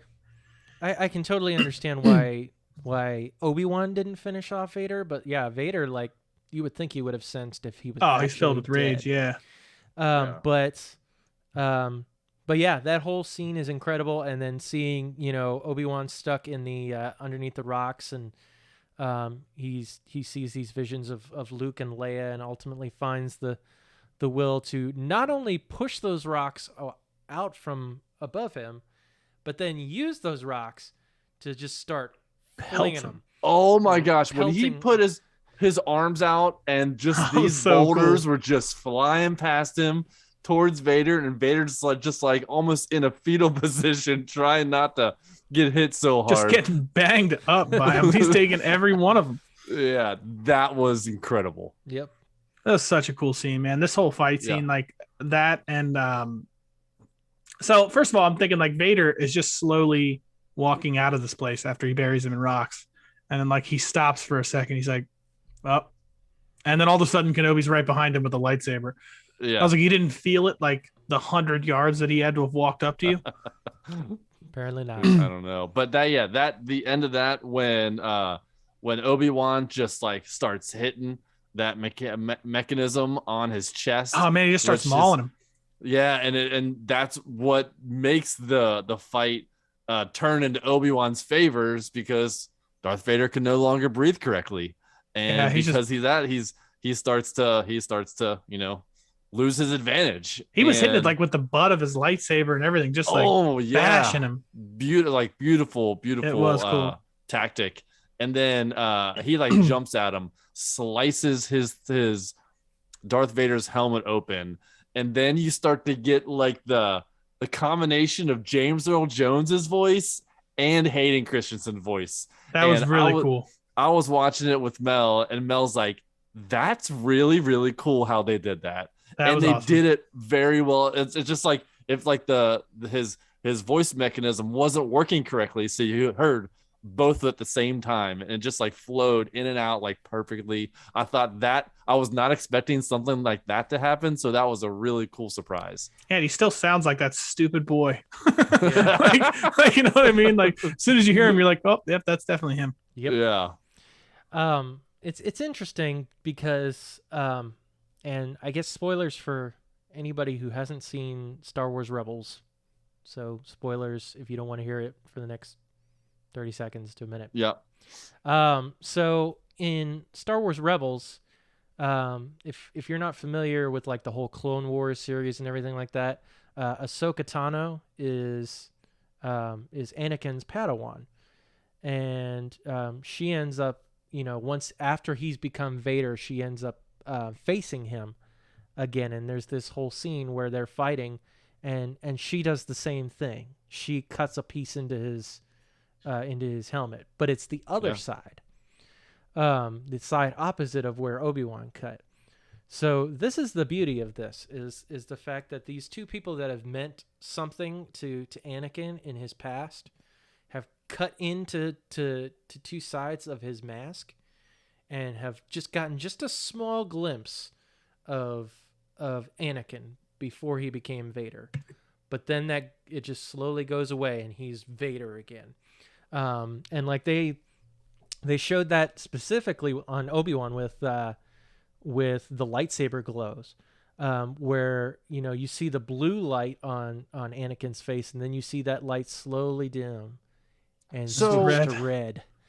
And so now that you say Ahsoka, is that because I know that there's a Star Wars show coming out that is Ahsoka? What is it? It's just called Ahsoka. Ahsoka. Is and I don't when is it in the timeline? Is this are we going to see more of Hayden Christensen as a master, and she's a Padawan, or is this? No, this is after the Empire is defeated, after Vader is dead. Oh, okay. Because I think there needs to be more of Vader. Yeah, Vader's the best enemy that has ever existed. Yeah. I think they need to make a Vader. I mean, there's plenty of source material that they could pull from for that show, but yeah, I do think it would be great to see a Vader television show. But it's just the fact that these guys have penetrated this dark facade and caught just a glimpse of Anakin for a little bit, but ultimately Luke is the one in the end that pulls the mask off completely and has helped to return Anakin to the light side of the Force. And so it's interesting when you look at it in that perspective, just how much of and George Lucas has talked about this, that Star Wars is poetry. It basically rhymes. It's supposed to have that poetic, flow like that. And so it's very interesting to see that kind of same thing. And the fact that that whole scene is just heart-wrenching, where Ewan McGregor as Obi-Wan, he's breaking down crying. He's like, Anakin, I'm so sorry for all of it. Like when he sees him, like when he can see basically a part of his face. I think he calls him Anakin first, that was like that almost in itself like was emotional. You know what I mean? Like he can actually see his face now. But I also feel like Darth Vader. So Vader kind of gave like Kenobi what he needed almost when he said, like, you didn't kill Anakin Skywalker, I did. Yeah. And it almost like kind of released him in a way. Yeah. Because I think as he walked away too, he says goodbye, Darth. Like he doesn't say Anakin anymore. Yeah. Because he knows Anakin's gone.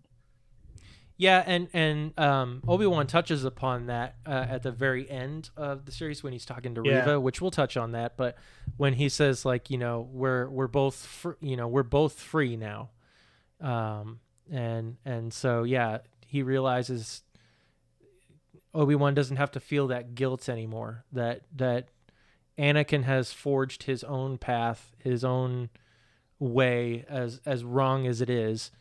Up until that time, he basically blamed himself for everything. Yeah.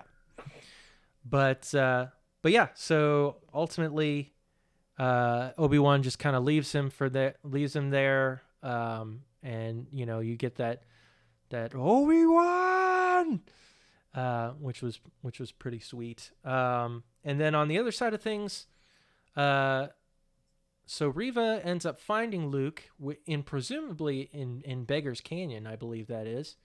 And finds an unconscious Luke who has, fallen off the rocks. And then finally, Obi-Wan feels this in the Force and immediately, books tail all the way back to Tatooine. And then Reva comes out with Luke in her arms, and it turns out that she did not end up killing Luke. She couldn't do it. Because she kept seeing herself. Yeah, she didn't want to become. Then she played through the whole thing. Yeah, she didn't want to become Darth Vader. Yeah, and or that, kind of the dark side. Yeah, and she even asks at the point, she's like, "Have I become him?" Mm-hmm. He's like, "No, you've done the opposite, actually." Yeah. One of the things that I think we kind of skipped over a little bit in the battle with Reva and Luke's parents was, like, as he's like fighting her, she kind of like says something in the middle of it, and she says, man, what does she say? Something like, "You love him like he's one of your own," or something like that. And he's like, he is my own, or something like that. Mm-hmm. And he's like, just ready to die for him. Like, that was really cool. Yeah, absolutely. It just gave me major respect for Owen and Beru. Yeah. And they're more than just the old couple at the beginning of A New Hope that gets fried. Mm-hmm. They actually brought more depth, more character to those people. So yeah.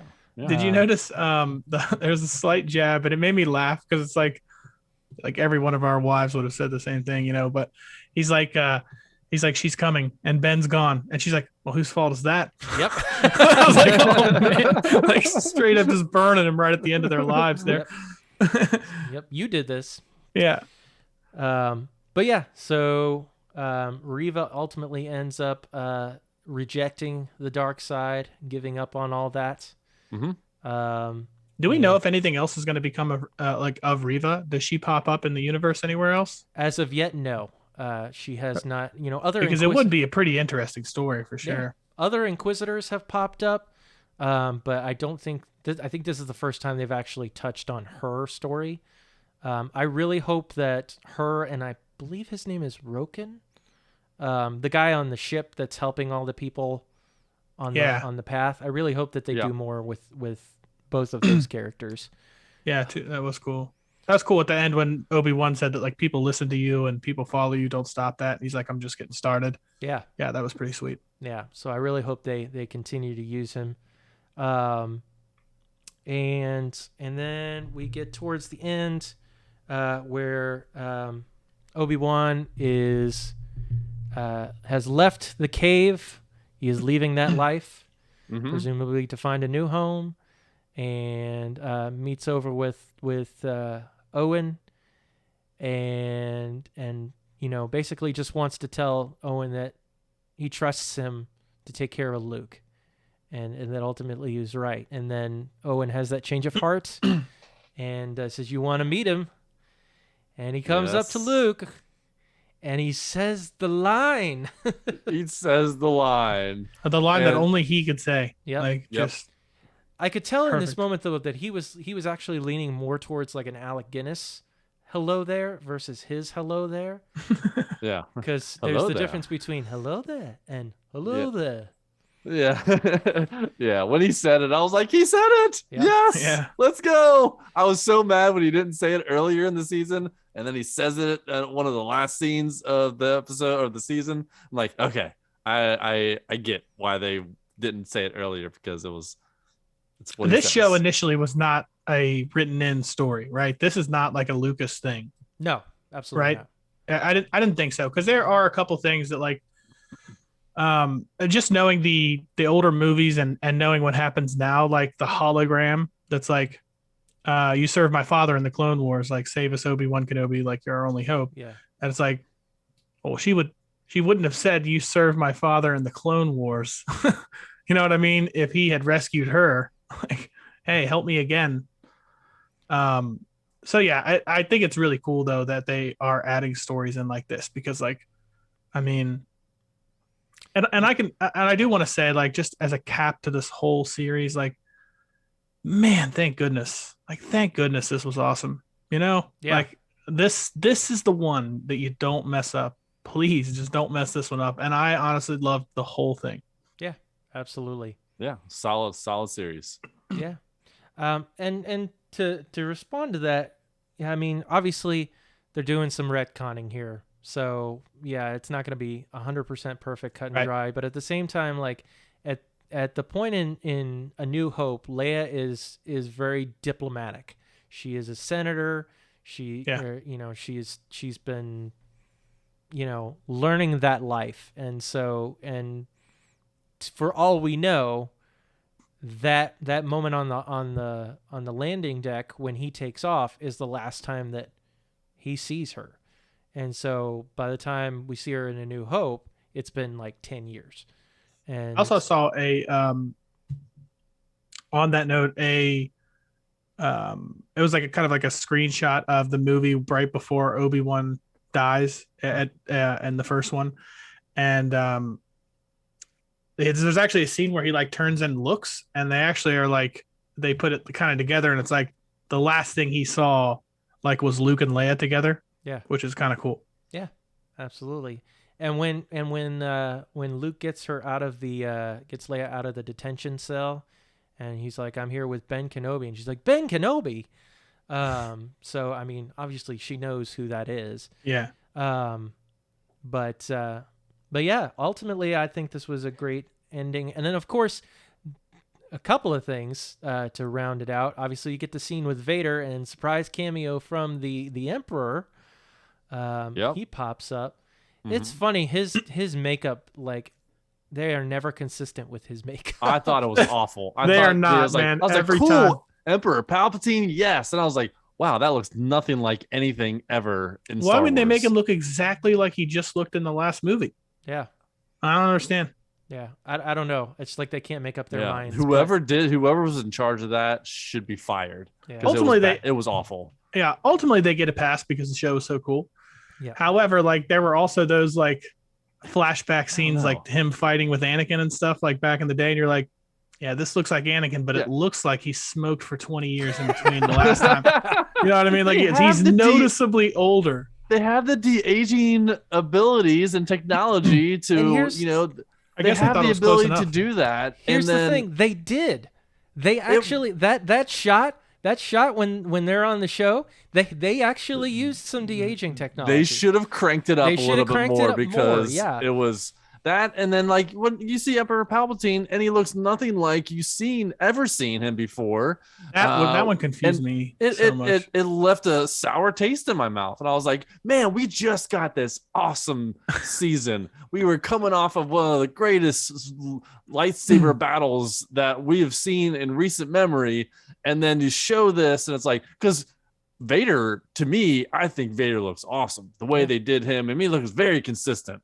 And then you go to Emperor Palpatine, it's like, who is this doppelganger? The thing is, they just did Palpatine in a movie. I know. And it's not like they have to worry about him aging. That's not what he looks like. I know. Just grab the prosthetics from that movie and bring it over here. Take his whole face. Yeah. Just put it on another guy. Yeah. But, otherwise, otherwise it was good to see him back anyway. Does it change my rating to the show as a whole? No, but it was just like, come on. And then of course we see Obi-Wan closing things out on the Eope, walking into Beggar's Canyon, and who shows up? But freaking Qui-Gon Jinn. Oh, he looked right on the money though. Yeah. Now that's how you do it. That's what I'm talking about right there. Yeah. Yep. And Really cool. And I love how he's just like, beginning to think you weren't coming. He's like, I was always here. You just weren't ready to see me. Yeah. So with that, do you guys think that there should be a season 2, or should there not? No, not 100% no. I want to see.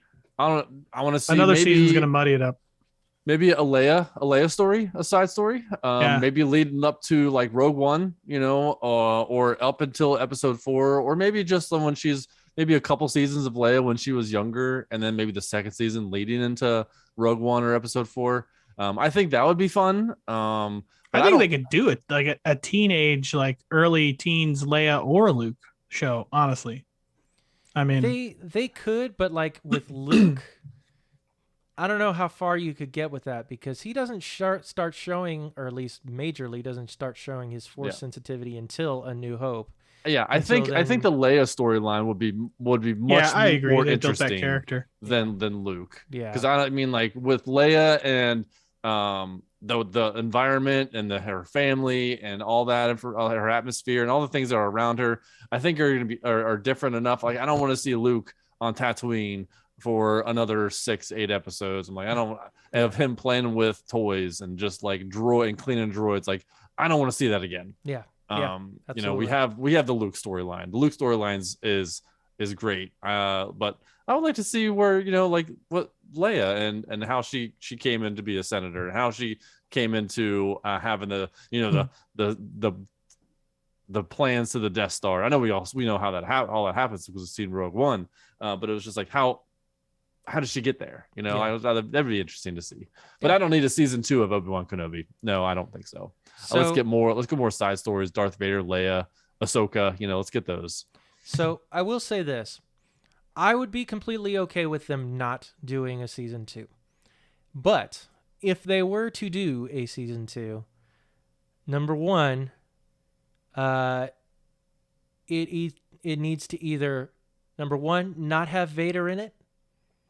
Or they can't fight again. Yeah. Right. Or number right. 2, if Vader is going to be in it, they need to act completely independently. Like you could show a scene where Vader is doing something with the Empire, Yeah, I think that'd be great to have a Vader, series. I think that'd be awesome. I think they should do that. But I just Obi-Wan now. I think the Obi-Wan story is done. Gotcha. I think they did it right, and it's a great ending for that. Yeah, let's not muddy that up. Yep. All right. I do wish it was more than 6 episodes, though. Agreed. Yeah. Yeah, I do wish there was a couple more episodes. Yeah. Yeah, but let's go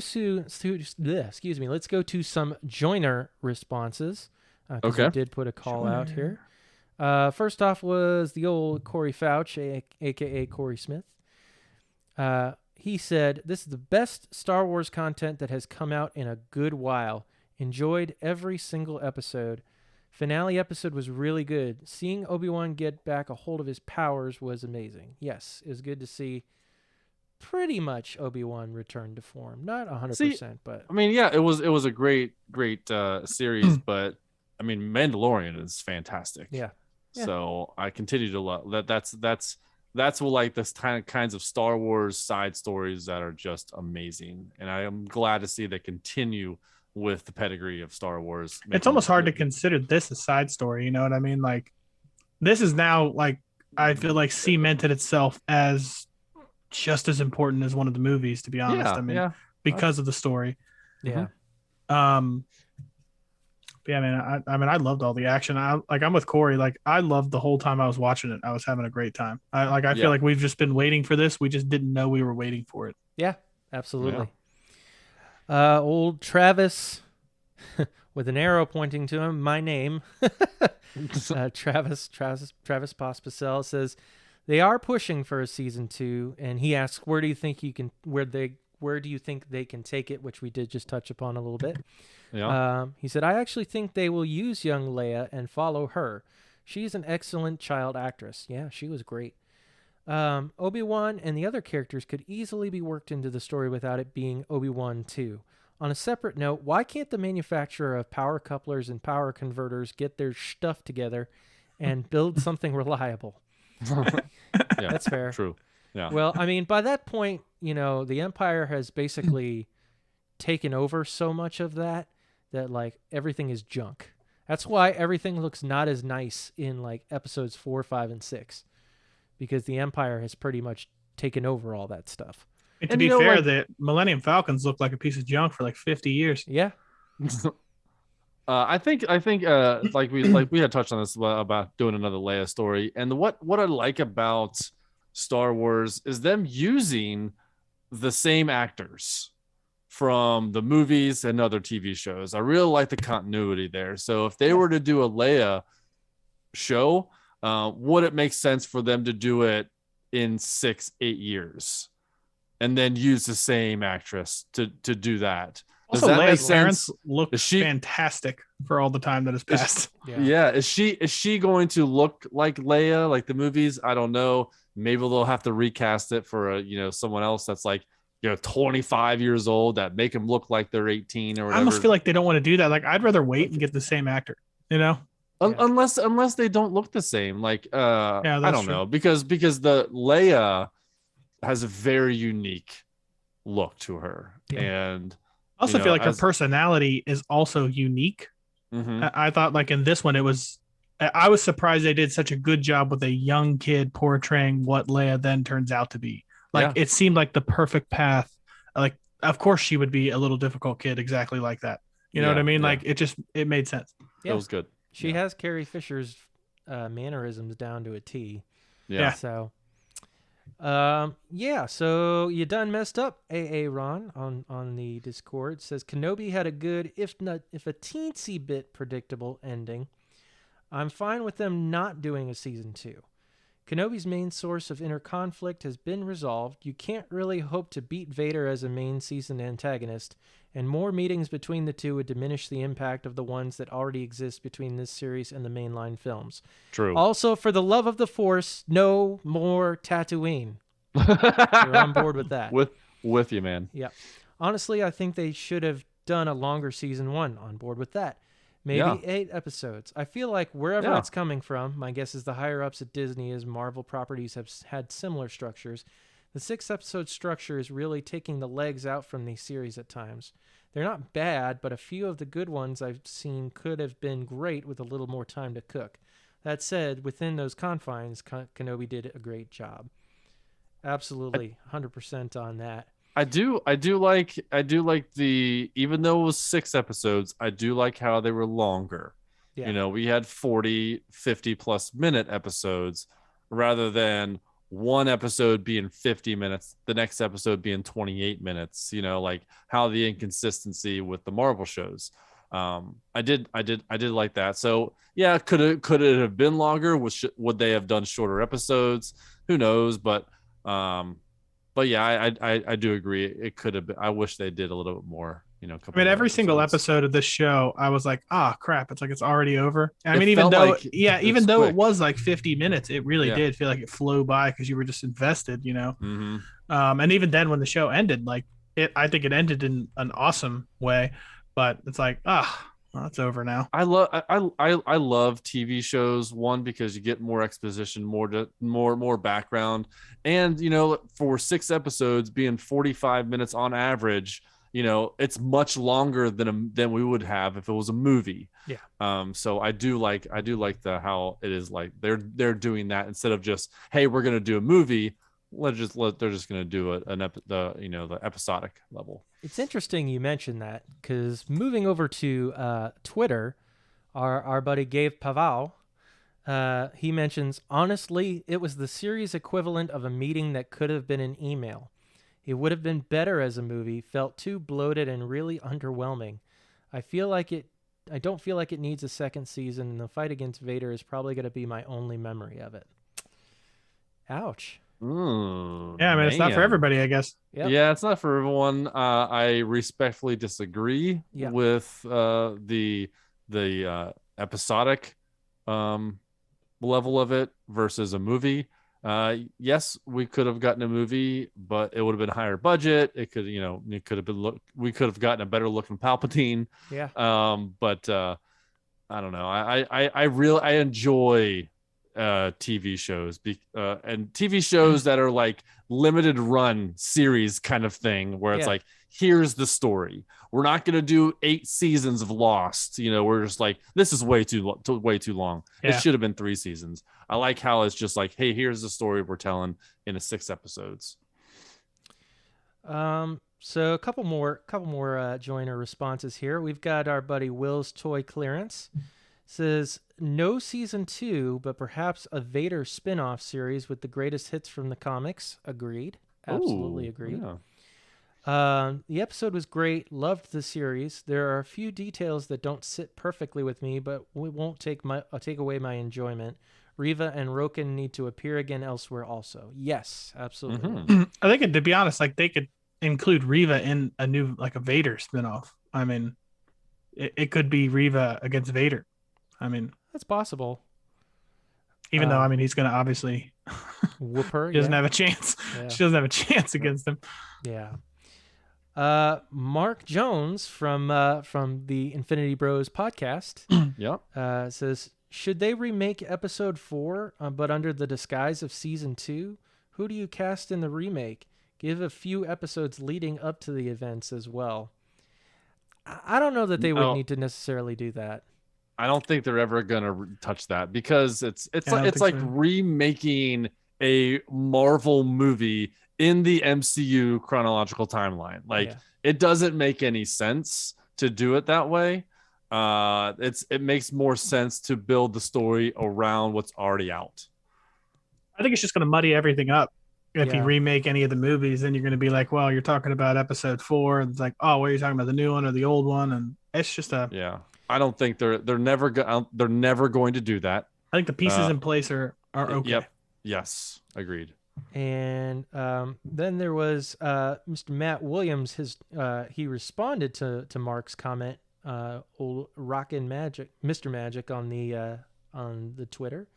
Says, the way Kenobi killed continuity to A New Hope, you'd have to remake the original trilogy for it to make any sense. I don't agree with that. I don't think it really destroyed anything. I mean, there are a couple things here and there like, that's a bit of a What's a Star Wars movie or a Star Wars TV show without plot holes? Yeah. I mean, they were made so far apart. You know what I mean? Like, I look at it more as, I know there are some inconsistencies, but I was just happy that there was more. You know what I mean? Like, I can live through the inconsistencies. And I think they made it work enough with and I don't think it killed the continuity entirely. I disagree with that. I think there are things there that, like, you could bicker over it a little bit, but for the most part, they paid attention to it, and it connects, it fits. I mean, they didn't write in that Leia and Kenobi had any prior connection, really. Right. So just putting that whole thing in was something that wasn't originally planned. Yeah. And I mean, that's going to create like a little bit of an inconsistency, but it doesn't like destroy the other movie or anything like that. Yeah. Yep. But that is it for joiner comments. All right. And our discussion. Well, that's it for episode 199. But before we go, we have a little bit of housekeeping.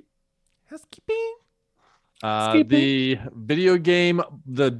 Video Game Book Club is still going on.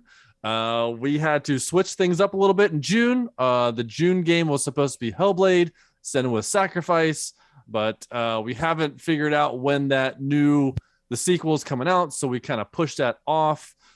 Instead, we put in Teenage Mutant Ninja Turtles Shredder's Revenge.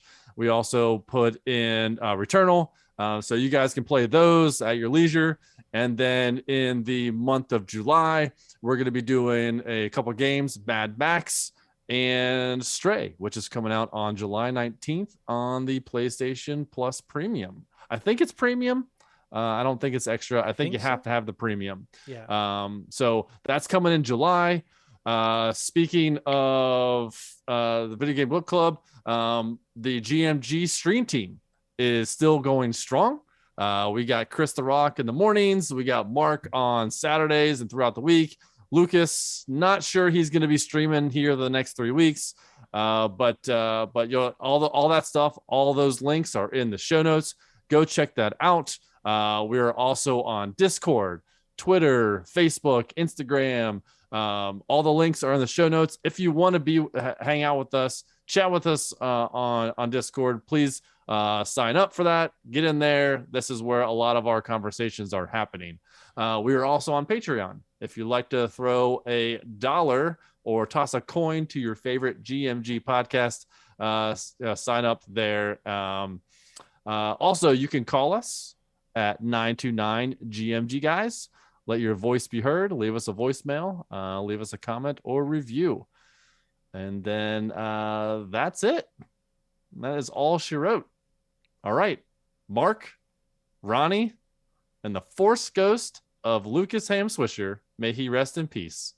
Go get your good morning on. And may God bless and guide your lives as you live, as you work, and as you game.